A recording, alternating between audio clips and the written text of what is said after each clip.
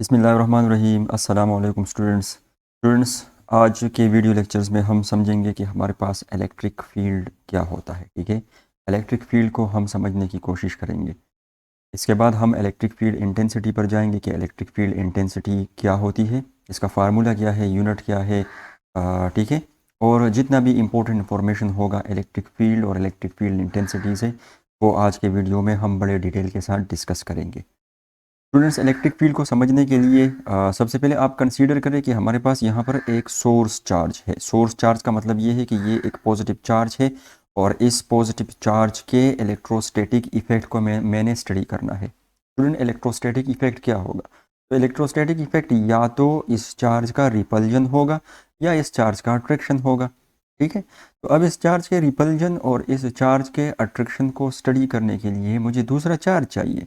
ठीक है, इसके बगैर मैं ना इसकी अट्रैक्शन को या इसके रिपल्जन को स्टडी नहीं कर सकता हूँ। कहने का मतलब ये है कि ये जो सोर्स चार्ज है, इस सोर्स चार्ज को स्टडी करने के लिए मुझे एक दूसरे चार्ज की ज़रूरत होगी, या फिर अगर मैं कहूँ एक दूसरे टेस्ट चार्ज की ज़रूरत होगी। ये गलत नहीं होगा।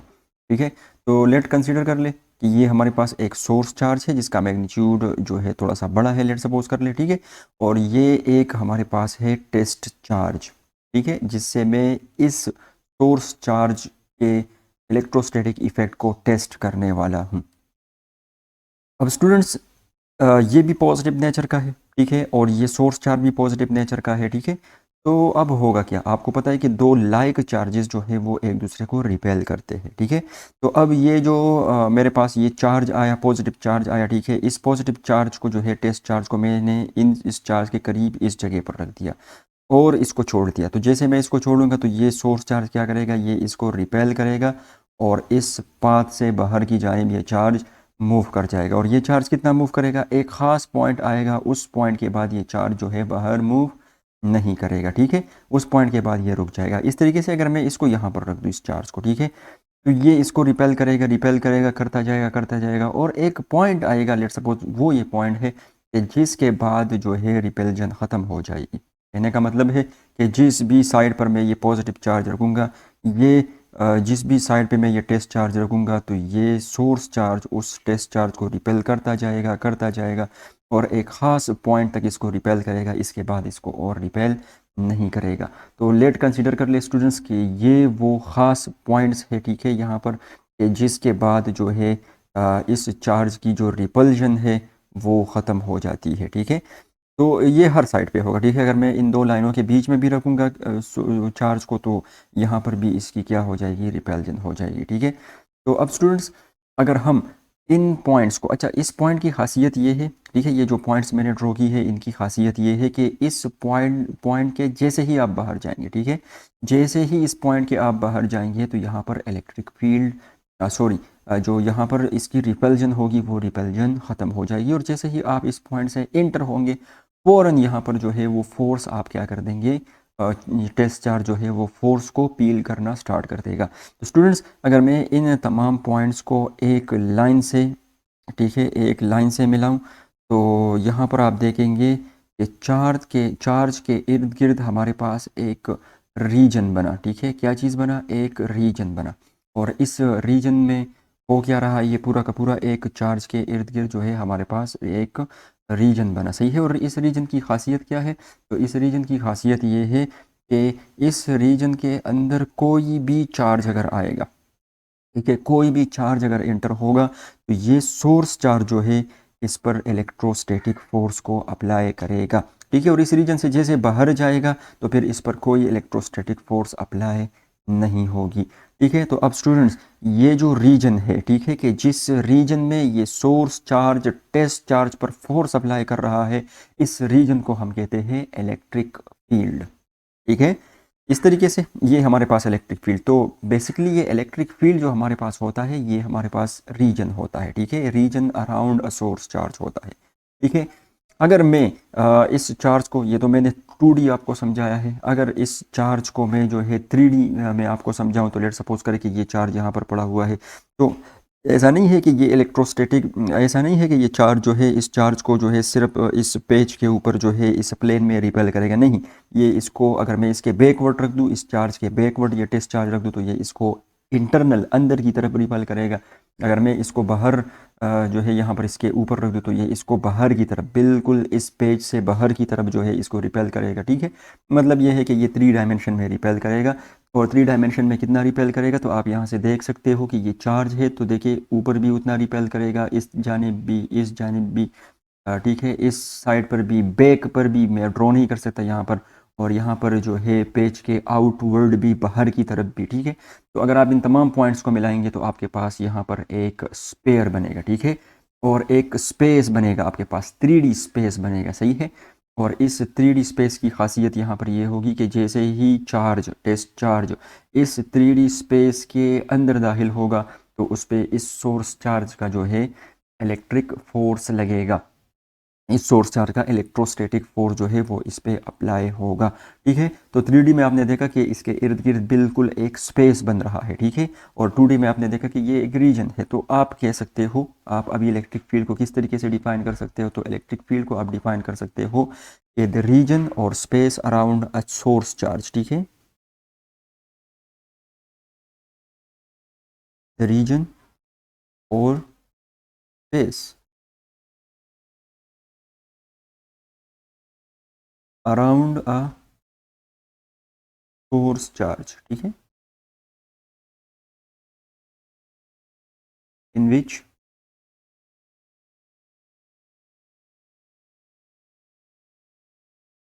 Unit positive test charge experience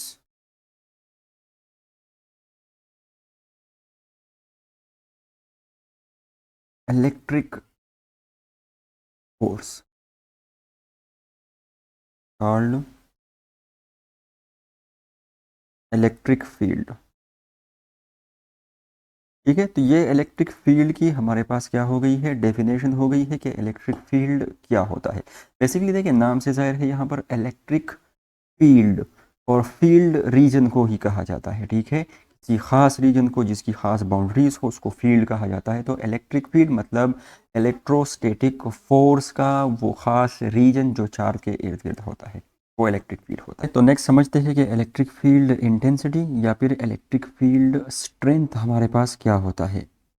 अब स्टूडेंट्स, आपने देखा कि फील्ड में इस जो ये सोर्स चार्ज होगा, ठीक है, इस सोर्स चार्ज के फील्ड में अगर कोई भी टेस्ट चार्ज या कोई भी दूसरा चार्ज जो है वो इंटर होगा तो वो एक इलेक्ट्रिक फोर्स जो है वो एक इलेक्ट्रिक फोर्स को एक्सपीरियंस करेगा। ठीक है, और यहाँ पर हमें ये बात भी समझ में आई कि जैसे ही इस रीजन के अंदर ये जो ग्रीन कलर का पूरा रीजन बना हुआ है, इस रीजन के अंदर अगर चार्ज यहाँ पर होगा तो उसको कम जो है फोर्स का सामना करना पड़ेगा। लेकिन जैसे जैसे इस चार्ज को हम आगे मूव कराते जाएंगे और यहाँ तक ले आओ, यहाँ तक ले आओ, तो वैसे वैसे जो ये रिपल्सिव फोर्स होगा, ये रिपल्सिव फोर्स इस पे ज़्यादा हो जाएगा।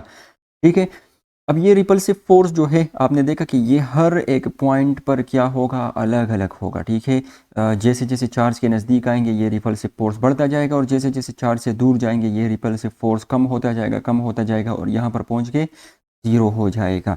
ठीक है, तो अब ये फील्ड जो हमारे पास बना है, ठीक है, ये जो पूरा का पूरा फील्ड बना है, इस फील्ड के हर एक पॉइंट पर जो फोर्स है, जो ये सोर्स चार्ज जो टेस्ट चार्ज पर फोर्स लगा रहा है, उस फोर्स का मैग्नीट्यूड चेंज है। ठीक है, तो लेट सपोज मैं इस पॉइंट को कंसीडर कर लेता हूँ। ठीक है, और इस पॉइंट पर जो है जो फोर्स लगेगा, ठीक है, सोर्स चार्ज की जानिब से जो फोर्स लगेगा इसको हम कहेंगे इलेक्ट्रोस्टैटिक फोर्स। तो अब इलेक्ट्रिक फील्ड स्ट्रेंथ या इलेक्ट्रिक फील्ड इंटेंसिटी की अगर बात करेंगे तो यहाँ पर आपको मालूम हुआ कि हर एक पॉइंट पर इलेक्ट्रिक फील्ड की जो इंटेंसिटी होगी, जो उसकी शिद्दत होगा, शिद्दत जो इसकी होगी, ठीक है, और जो इसका स्ट्रेंथ होगा वो हर एक पॉइंट पर अलग अलग होगा। ठीक है, और इसको हम कैसे डिफाइन कर सकते हैं, इसको बिल्कुल आसानी से हम डिफाइन कर सकते हैं कि लेट्स सपोज ये टेस्ट चार्ज है, और ये टेस्ट चार्ज क्यू नॉट है।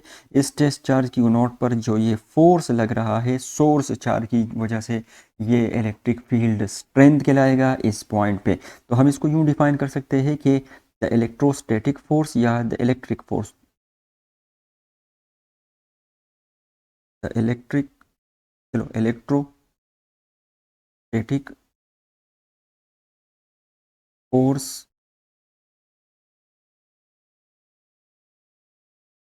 पर यूनिट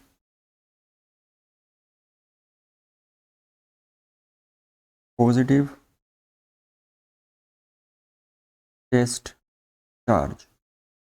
जो per unit positive test charge पर जो फोर्स लग रहा है जिसको हमने क्या कहा है यहाँ पर क्यू नॉट, ठीक है, और ये at a specific point, at a specific point, इसी स्पेसिफिक पॉइंट पर, ठीक है। The electrostatic force per unit positive charge at a specific point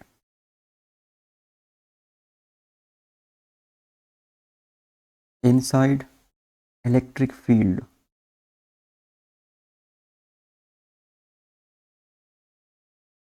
ठीक है, is known as electro sorry is known as electric field intensity, ठीक है, मैं इसको शॉर्टकट में लिखूंगा, is known as electric field intensity, सही है। तो इस तरीके से आप डिफाइन कर सकते हो कि ये जो force per unit test charge लग रहा है किसी खास पॉइंट पर, जो ये force per unit test charge लगेगा उस टेस्ट चार्ज पर, ठीक है। तो इस force per unit test charge को हम क्या कहेंगे कि इस पॉइंट पर ये इलेक्ट्रिक फील्ड की इंटेंसिटी है। अगर मैं मैथमेटिकली बात करूं, ठीक है, तो मैथमेटिकली आप इसको यूँ लिख सकते हो,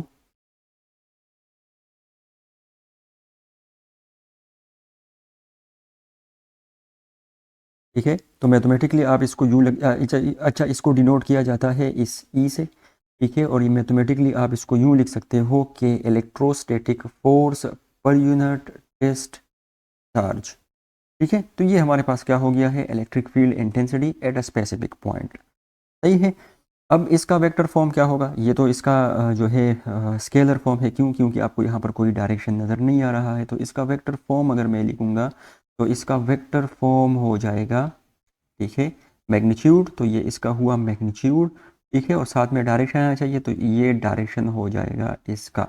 ये डायरेक्शन आर डैश क्यों होगा, क्योंकि देखिए ये जो रीजन बन रहा है, इस रीजन का जो हमारे पास रेडियस है वो आर है, ठीक है, और आप देख रहे हो कि ये इलेक्ट्रिक फील्ड जो है इनका डायरेक्शन जो है आउटवर्ड है पॉजिटिव चार्ज से, ठीक है। तो ये जो होगा यहाँ पर जो जो डायरेक्शन के लिए हम यूज़ करेंगे तो वो unit vector of R use करेंगे, क्योंकि इलेक्ट्रिक फील्ड आर के डायरेक्शन में है, तो आर का जो डायरेक्शन होगा वो इलेक्ट्रिक फील्ड का भी डायरेक्शन होगा, ठीक है। तो इलेक्ट्रिक फील्ड का डायरेक्शन यहाँ पर क्या होगा, आर कैप होगा, सही है। तो इलेक्ट्रिक फील्ड जो यहाँ पर है वो अलोंग द रेडियस है, ठीक है, अलोंग, ठीक है, बस द रेडियस हम कह सकते हैं, सही है। तो ये हमारे पास क्या हुआ, ये हमारे पास इसका वेक्टर फॉर्म हुआ, ठीक है, ये स्केलर फॉर्म था और ये दूसरा हमारे पास क्या हुआ, वेक्टर फॉर्म था।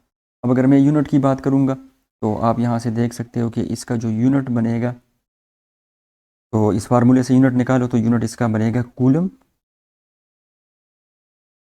सॉरी न्यूटन पर कूलम। ऊपर जो आपके पास है फोर्स है, तो फोर्स का यूनिट क्या है, फोर्स का यूनिट है न्यूटन पर कूलम्ब, जो है इसका यूनिट बनेगा, जिसको हम शॉर्ट में n डिवाइडेड बाई सी लिख सकते हैं, या फिर इसको हम लिख सकते हैं n सी इनवर्स, ठीक है। और इसका दूसरा यूनिट भी एक होता है, वो भी आप लोगों ने याद रखना है, ठीक है। अगर मैं इस न्यूटन पर कूलम के साथ मीटर को मल्टीप्लाई कर दूं और डिवाइड भी कर दूं तो इस पर कुछ असर नहीं पड़ेगा, ठीक है। लेकिन इसको मैं फर्दर यूँ लिख सकता हूँ, न्यूटन मीटर पर कूलम, ठीक है, और मल्टीप्लाई बाय मीटर, सही है। तो यहाँ पर आपको पता होना चाहिए कि ये न्यूटन मीटर पर कूलम जो है ये हमारे पास बराबर होता है, चले इसको जाने दें, इसको छोड़े, ठीक है। इसका जो दूसरा यूनिट होता है, ठीक है, इसका इलेक्ट्रिक फील्ड का जो दूसरा यूनिट होता है वो हमारे पास होता है वोल्ट पर मीटर, ठीक है। तो एक यूनिट हमारे पास क्या है, न्यूटन पर कूलम, और दूसरा यूनिट क्या है, वोल्ट पर मीटर है, ठीक है। ये वोल्ट पर मीटर कहाँ से आया है, तो ये इलेक्ट्रिक फील्ड बराबर होता है नेगेटिव पोटेंशियल ग्रेडियंट, जो आगे लेक्चर्स में मैंने डिस्कस किया है, ठीक है। तो आप आगे लेक्चर्स में जाके उसको देख लें। ठीक है, उसमें मैं डिस्कस कर चुका हूँगा कि ये हमारे पास जो इलेक्ट्रिक फील्ड होता है वो नेगेटिव और पोटेंशियल ग्रेडियंट के बराबर होता है, वहाँ से ये यूनिट बन जाता है। स्टूडेंट्स एक बात याद रखें कि न्यूटन पर कूलम्ब बराबर होता है वोल्ट पर मीटर के, दोनों की वैल्यू क्या होती है, सेम होती है। ठीक है, तो दोनों यूनिट है। ठीक है, एक न्यूटन पर कूलम्ब भी यूनिट है और वोल्ट पर मीटर भी जो है हमारे पास इलेक्ट्रिक फील्ड इंटेंसिटी की यूनिट है। सही है। इसके अलावा अगर मैं डायरेक्शन की बात करूँगा तो देखिए जाहिर सी बात है इलेक्ट्रिक फील्ड का जो डायरेक्शन होगा, ठीक है, तो वो डायरेक्शन फोर्स के डायरेक्शन में होगा। ठीक है, इलेक्ट्रिक फील्ड का डायरेक्शन और फोर्स का डायरेक्शन और इस रेडियस का डायरेक्शन तीनों के तीनों हमारे पास क्या होंगे, सेम होंगे। ठीक है, तो electric field is always directed in the direction of a electrostatic force. सही है। तो ये कुछ हमारे पास हुआ इलेक्ट्रिक फील्ड इंटेंसिटी के बारे में। स्टूडेंट्स इलेक्ट्रिक फील्ड इंटेंसिटी और इलेक्ट्रिक फील्ड में हमारे पास फ़र्क ये है कि इलेक्ट्रिक फील्ड हमारे पास रीजन है। ठीक है, एक चार्ज के इर्द गिर्द हमारे पास रीजन, ठीक है, जिसमें से इलेक्ट्रोस्टैटिक फोर्स लगेगा। और इलेक्ट्रिक फील्ड इंटेंसिटी जो हमारे पास है वो हमारे पास है force per unit test charge at a specific point. ठीक है, तो एक फोर्स पर यूनिट चार्ज है और दूसरा जो है हमारे पास रीजन है या स्पेस है।